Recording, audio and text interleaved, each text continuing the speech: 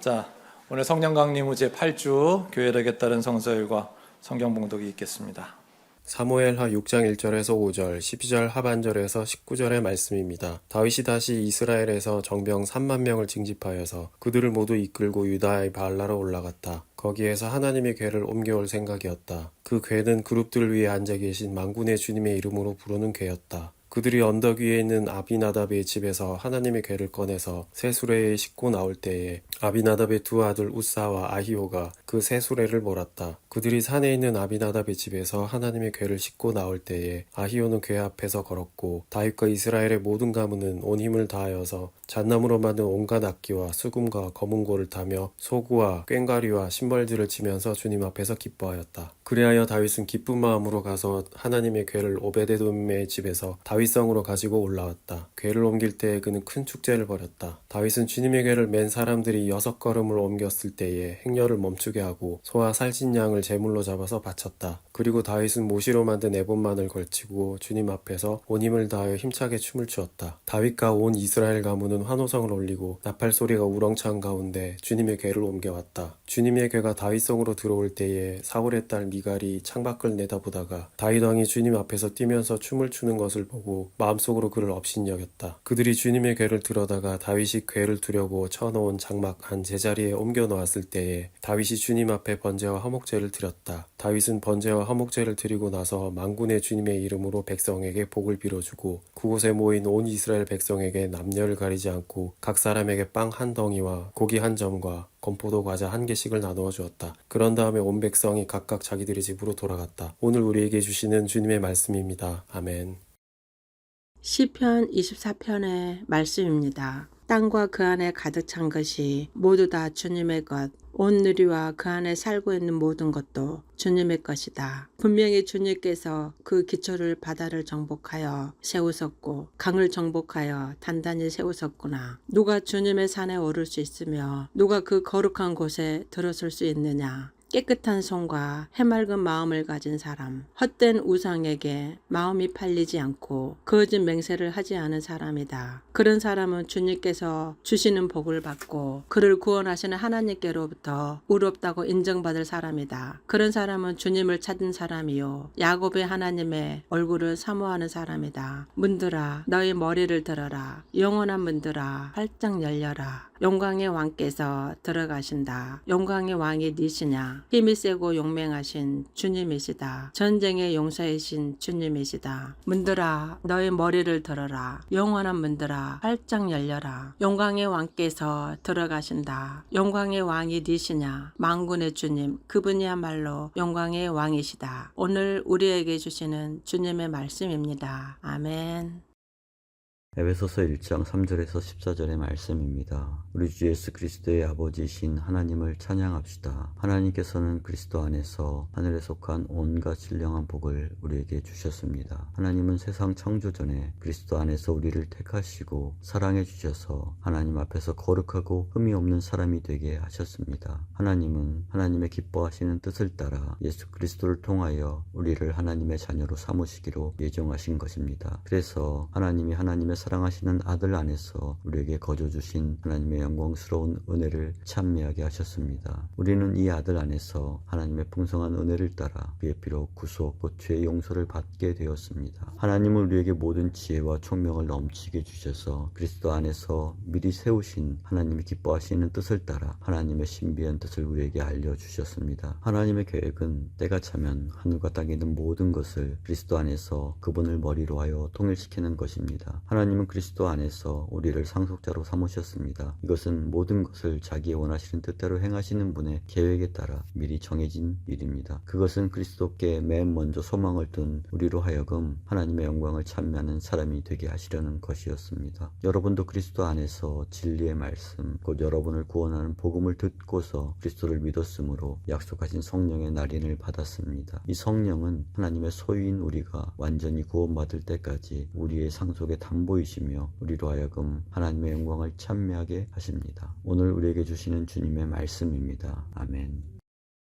마가복음 6장 14절에서 29절의 말씀입니다. 예수의 이름이 널리 알려지니 헤롯 왕이 그 소문을 들었다. 사람들은 말하기를 세례자 요한이 죽은 사람들 가운데서 살아났다. 그 때문에 그가 이런 놀라운 능력을 발휘하는 것이다 하고, 또 더러는 말하기를 그는 엘리야다 하고, 또 더러는 옛 예언자들 가운데 한 사람과 같은 예언자다 하였다. 그런데 헤롯이 이런 소문을 듣고서 말하기를 내가 목을 벤 그 요한이 살아났구나 하였다. 헤롯은 요한을 잡아오게 하여서 옥에 가둔 일이 있었다. 헤롯이 자기와 형제가 아닌 빌립의 아내 헤로디아 때문에 그렇게 했던 것이다. 헤롯이 그 여자를 아내로 맞았으므로 요한이 헤롯에게 형제의 아내를 차지하는 것은 옳지 않다고 말해왔기 때문이다. 그래서 헤로디아는 요한에게 원한을 품고 요한을 죽이고자 하였으나 뜻을 이루지 못하였다. 그것은 헤롯이 요한을 이롭고 성스러운 사람으로 알고 그를 두려워하며 보호해 주었고, 또 그의 말을 들으면 몹시 괴로워하면서도 오히려 달게 들었기 때문이다. 그런데 좋은 기회가 왔다. 헤롯이 자기 생일에 고관들과 청부장들과 갈릴리의 요인들을 청하여 놓고 잔치를 베풀었는데, 헤로디아의 딸이 춤을 추어서 헤롯과 그 자리에 앉아있는 사람들을 즐겁게 해주었다. 왕이 소녀에게 말하였다. 네 소원을 말해보아라. 내가 들어주마. 그리고 그 소녀에게 굳게 맹세하였다. 네가 원하는 것이면 이 나라의 절반이라도 주겠다. 소녀가 바깥으로 나가서 자기 어머니에게 말하였다. 무엇을 달라고 청할까요? 그 어머니가 말하였다. 세례자 요한의 머리를 달라고 하여라. 소녀는 급히 왕에게로 돌아와서 청하였다. 곧바로 서둘러서 세례자 요한의 머리를 쟁반에 담아서 내게 주십시오. 왕은 마음이 몹시 괴로웠지만 맹세한 것과 거기에 함께 앉아있는 사람들 때문에 소녀가 달라는 것을 거절할 수 없었다. 그래서 왕은 곧 호위병을 보내서 요한의 목을 베어오게 하였다. 호위병은 나가서 감옥에서 요한의 목을 베어서 쟁반에 담아 소녀에게 주고, 소녀는 그것을 자기 어머니에게 주었다. 요한의 제자들이 이 소식을 듣고 와서 그 시체를 거두어다가 무덤에 안장하였다. 오늘 우리에게 주시는 주님의 말씀입니다. 아멘. 기도드리겠습니다.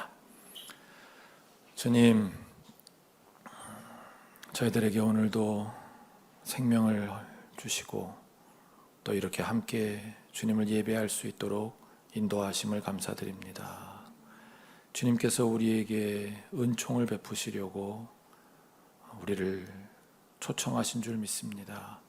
그 초청에 응답한 이들이 여기 있사오니 주님 하늘의 은혜를 우리 모두에게 허락하여 주시고, 우리의 찬양, 우리의 기도, 감사, 헌신 주님 홀로 받아 주시옵소서.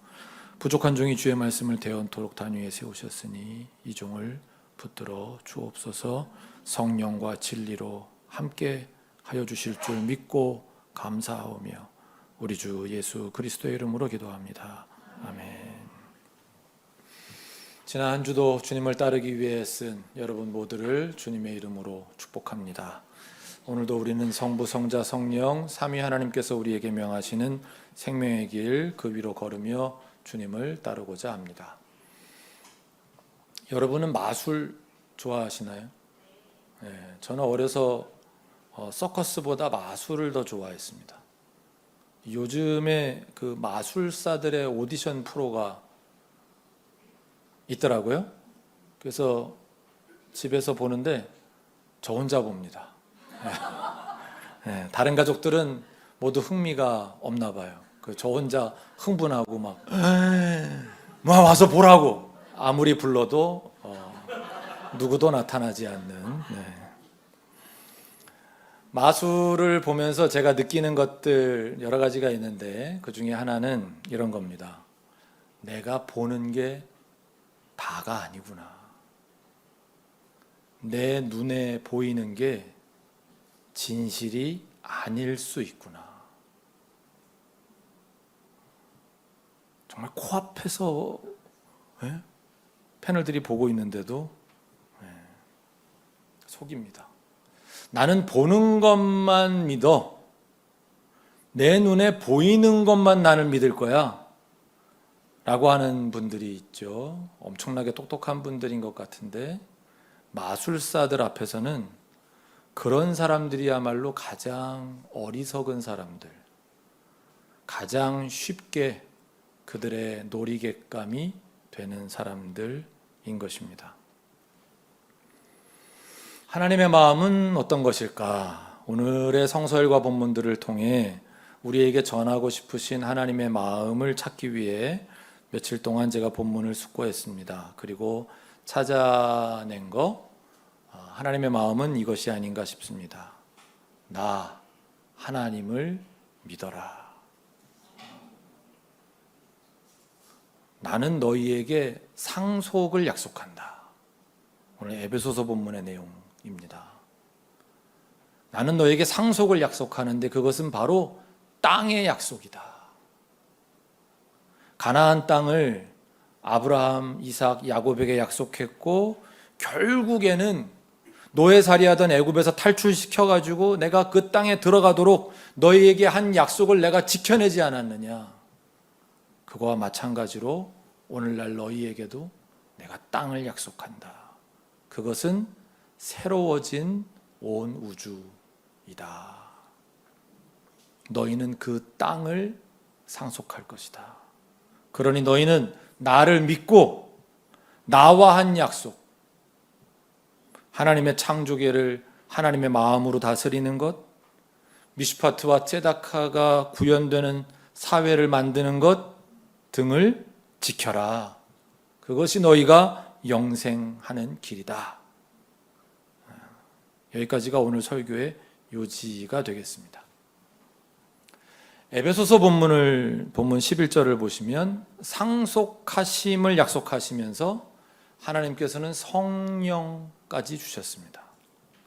13절에 이것을 성령의 날인, 그러니까 인감 찍듯이 하나님이 내가 너한테 진짜 상속한다 그리고 인감을 찍듯이 성령을 보내셨고, 14절에는 우리의 상속의 담보 라고 하셨습니다. 그러니까 우리가 성령님의 인도하심에 순종해 가면 우리의 상속은 틀림없습니다. 지난 특별집회에서 이재철 목사님의 설교 가운데 마태복음 16장 24절을 뒤집어 읽어야 한다는 내용이 있었습니다. 그 성경 말씀을 뒤집어 읽으면 우리가 예수를 따른다고 하면서도 자기를 부인하지 않고 자기 십자가를 지는 일이 없다면 아무리 내 입으로 나는 예수님을 따릅니다 라고 주장해도 소용없는 일이라는 뜻이 아니겠느냐, 그렇게 우리에게 반문하셨습니다. 십자가를 진다는 말씀의 뜻이 십자가를 진짜 어깨에 걸머진다는 뜻일까요?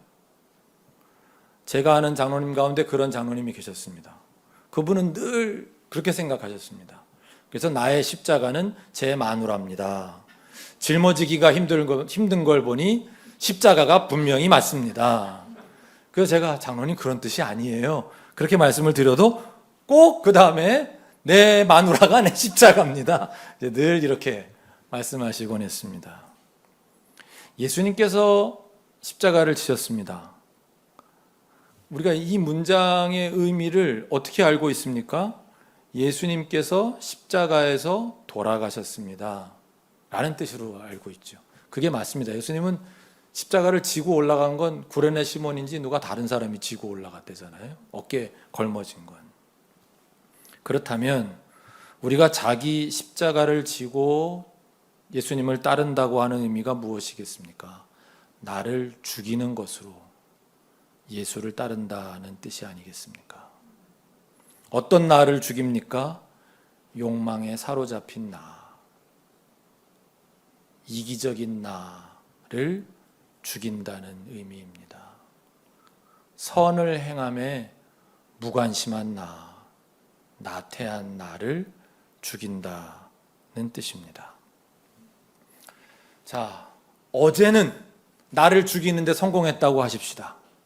어제 내가 욕심이 생겼었는데 잘 절제했잖아. 그렇다면 어제 성공한 나를 죽임, 오늘도 성공하리라 장담할 수 있겠습니까? 오늘도 또 우리는 나를 부인했나? 내가 죽었나? 하고 돌아보아야 할 것입니다. 이기심, 욕망 죽이지 못하면 우리는 오늘 악을 행하게 됩니다. 선한 일을 망설이게 하는 무관심과 나태를 죽이지 못하면 나는 주님을 따를 수가 없게 됩니다.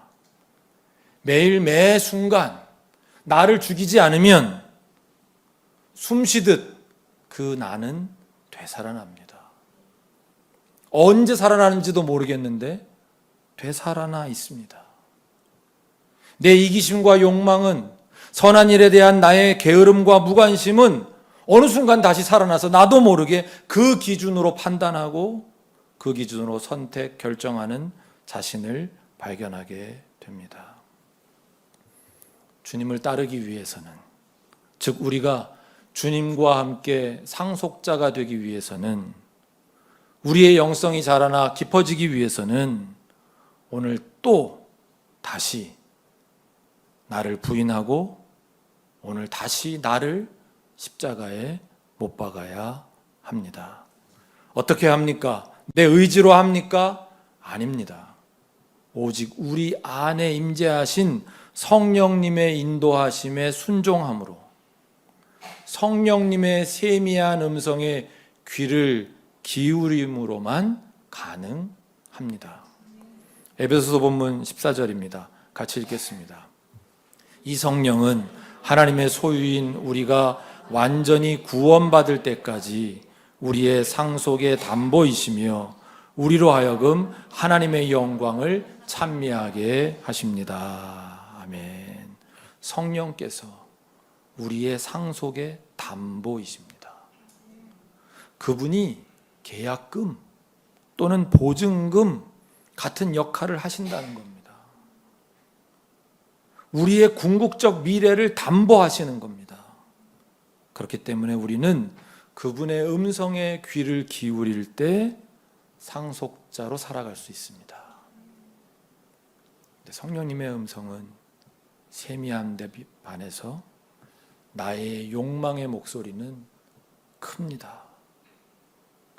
우리 마음에서 들리는 대개의 경우 그 첫 번째 생각은 나의 욕망이나 이기심의 목소리일 가능성이 큽니다. 무관심이나 나태의 목소리일 가능성이 큽니다. 우리가 거기에 사로잡히면 아무 다른 소리가 들리지 않습니다. 그렇게 우리는 다시 스스로에게 물어야 합니다. 이 생각이 정말 성령님으로부터 온 생각일까? 이 선택이 성령님의 세미한 음성을 듣고 고른 선택인가? 이 결정이 오시는 하나님 나라의 정의와 아름다움에 부합하는가? 이 선택이 나의 삶의 유익만이 아니라 공동체의 유익, 더 나아가 하나님 나라의 유익한가? 나의 이기적인 결정으로 인해, 나의 욕망에 따른 선택으로 인해 내 삶의 안녕뿐만 아니라 다른 사람들의 삶에까지 악영향을 미치지는 않겠는가?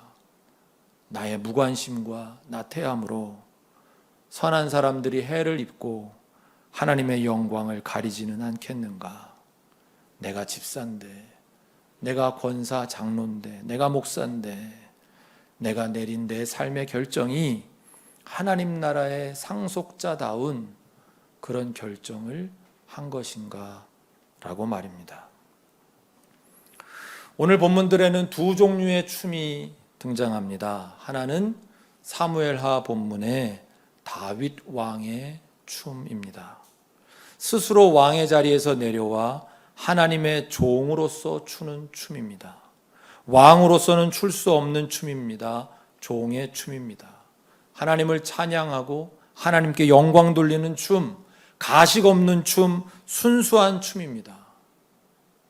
그랬더니 아내에게조차 업신여김을 받았습니다. 그렇습니다. 그리스도인으로 산다는 것은 이 세상으로부터 업신여김을 받을 수 있다는 의미이기도 합니다. 그러나 결국에는 어떻게 되겠습니까? 반대편에는 마가복음 본문에 헤로디아 딸의 춤이 있습니다. 자신의 야망, 욕망 등을 이루기 위해 추는 춤입니다. 섬뜩한 춤입니다. 누군가를 희생양으로 삼는 춤이기에, 누군가를 죽이고 전리품을 얻는 춤이기에, 이런 춤은 아무리 아름답고 매혹적이어도 하나님 나라를 상속받는 자의 춤일 수 없습니다. 저와 여러분은 오늘까지 어떤 춤을 추며 살아왔었습니까? 오늘부터는 어떤 춤을 추시겠습니까? 주중에 우리 역사와 관련된 자료를 읽다가 이런 생각이 문득 들었습니다. 우리 신앙생활은 마치 우리 의병들의 투쟁과 비슷하구나 라는 생각이었습니다. 의병들에게는 대단한 무기가 없었습니다. 대단한 병력도 없습니다. 오직 뜻만 가지고 일어선 분들입니다. 거대한 악의 세력을 두고 볼 수 없었기에 적은 힘이나마 그 악에 맞서고자 했던 것이 우리 의병의 역사입니다. 이 세상의 강고한 논리와 세력, 돈이 최고야, 건강이 최고야, 성공이 최고지 라고 하는 논리에 맞설 힘이 우리 교회 안에는 없습니다. 그러나 이 세상에 감추어졌던 비밀을 하나님께서 선지자들을 통해, 그리고 메시아이신 예수 우리 주님을 통해 드러내셨습니다. 에베소서 본문 10절입니다. 같이 읽습니다. 하나님의 계획은 때가 차면 하늘과 땅에 있는 모든 것을 그리스도 안에서 그분을 머리로 하여 통일시키는 것입니다. 아멘. 그렇습니다. 온 세상을 향한 하나님의 계획이 있으십니다.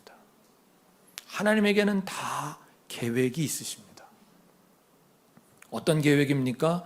그것은 하나님의 영역인 하늘과 피조물의 영역인 땅이 그리스도 안에서 통일되는 것입니다. 새 하늘과 새 땅, 온 우주를 새롭게 하시는 것입니다. 하나님께서는 온 세상을 회복시킬 계획을 가지고 계십니다. 온 세상을 해방시킬 계획을 가지고 계십니다. 우리는 이 계시에 따라 이 세상의 논리와 힘에 맞섭니다. 나는 다르게 살 거야. 나에게는 돈도 중요하지만 그보다 더 중요한 게 있어. 하나님이 나에게 계시하셨거든. 하나님 나라가 반드시 온다고. 하나님 나라가 오시면 새 하늘과 새 땅이 펼쳐진다고.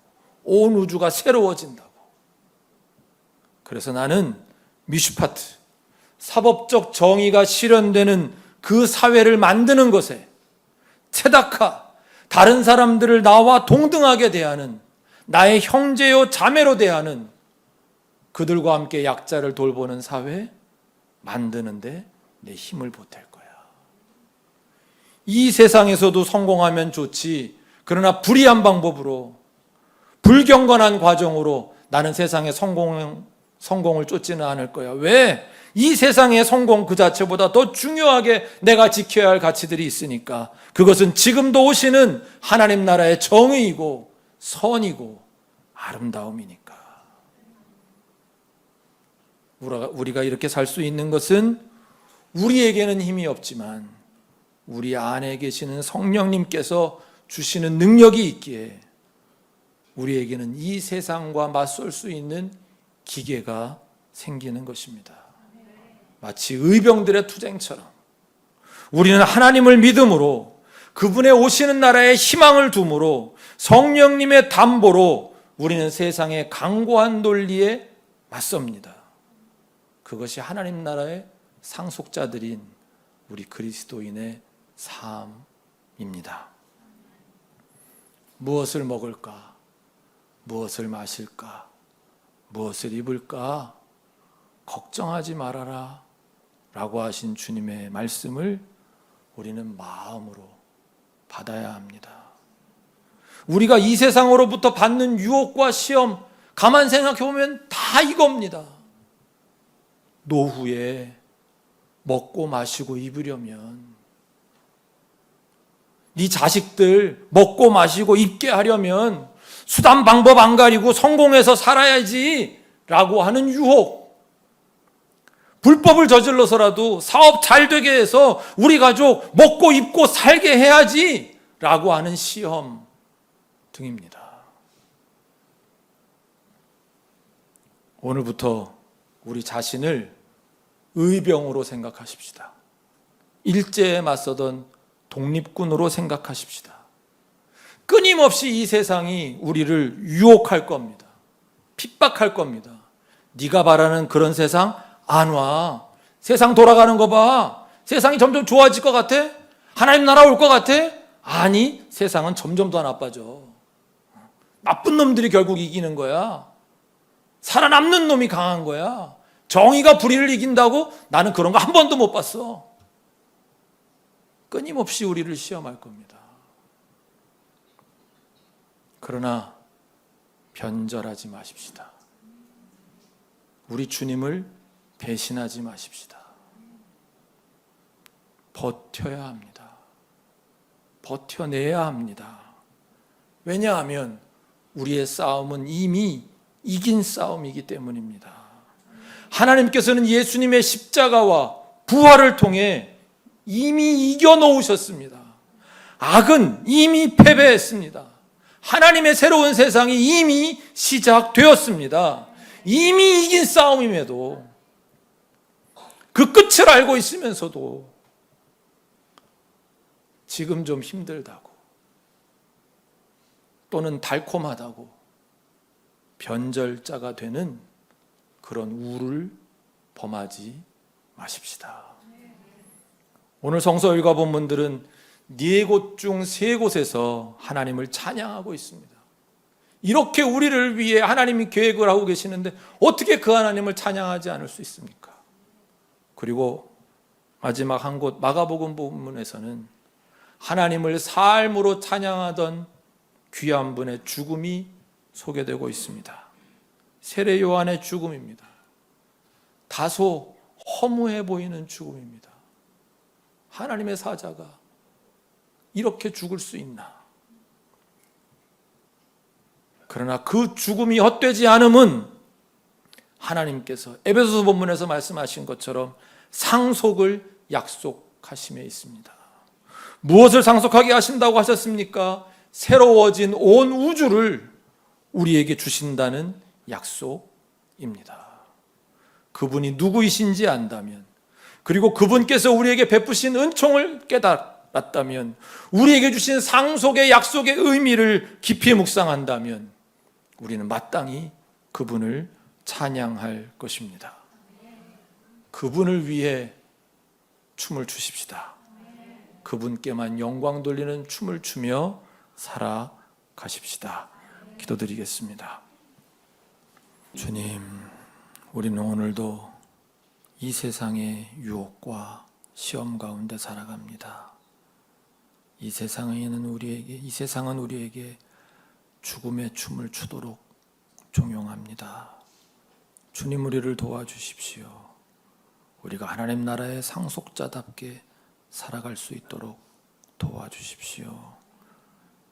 매일 나의 욕심을 부인하고 나의 이기심, 나의 나태함, 나의 무관심을 십자가에 못 박아 죽이는 우리의 삶이 될 수 있도록 우리에게 믿음을 주십시오.